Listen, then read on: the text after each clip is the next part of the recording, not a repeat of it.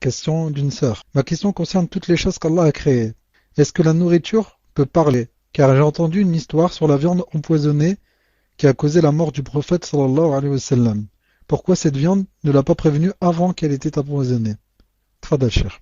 Alaykoum salam wa rahmatullahi wa barakatuh. C'est une question bonne et importante. Bonne et importante. Ce qu'on doit savoir en général, ce qu'il faudrait bien comprendre, Inch'Allah ta'ala, c'est que, à part les êtres humains, les animaux et les insectes et une âme, tout ce qui a une âme, à part cela, ce qu'on appelle nous les choses inertes, comme les arbres, le soleil, la lune, les montagnes, la mer, les choses inertes, les cailloux, tout ce, il ne faut jamais dire de ces choses qu'elles n'ont pas une vie. Ça c'est faux. Mais il faut dire, le vrai terme c'est quoi?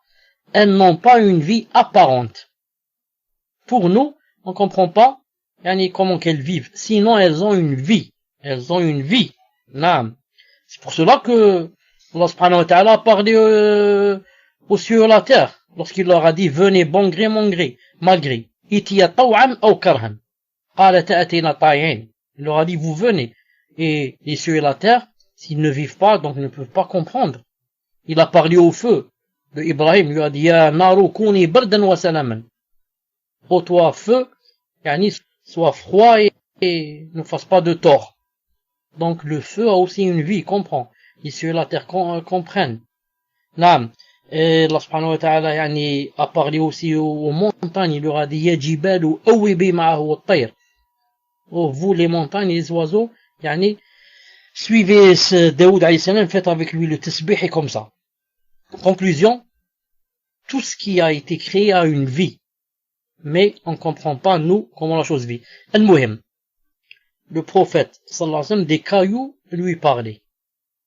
Et une fois, notre prophète Moussa alayhi salam, une fois, il est rentré dans une mare pour nager, et il avait nagé nu, car il était seul. Mais les juifs, non. Les juifs, quand ils nageaient en groupe et nus. Et ils ont dit, il ne veut jamais nager avec nous.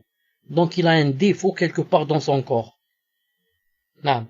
Parce que toujours, lui, il nageait seul, il nageait nu. Donc, un prophète ne va pas montrer sa aura aux gens. Mais eux, ils l'ont accusé. Une fois il est rentré dans la mare pour nager, il a déposé ses vêtements sur un petit caillou, un petit rocher. Ce rocher ou ce caillou, qu'est-ce qu'il a fait? Il s'est enfui avec les vêtements de Moussa alayhi salam. Le hadith se trouve dans Sahih al-Bukhari. Moussa alayhi salam, quand il a vu le caillou, bien le courir avec ses vêtements, taïb, confirmez-moi si vous m'entendez. Alors qu'est-ce qu'il a sorti vite, et il a commencé à courir derrière le caillou, il l'a rattrapé, et il l'a frappé avec un bâton. Il l'a frappé 4 ou 5 coups, ou 3 ou 4 coups, comme a dit Abu Huraira, dans Sahih al-Bukhari. Ce qui fait que même le caillou, donc Moussa alayhi salam, comprenait que il a une vie, et que si je le frappe, sinon on ne frappe pas un caillou pour rien. Al-Muhim.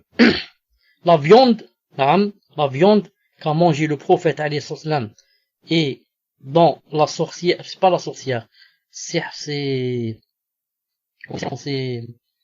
bon, j'ai oublié.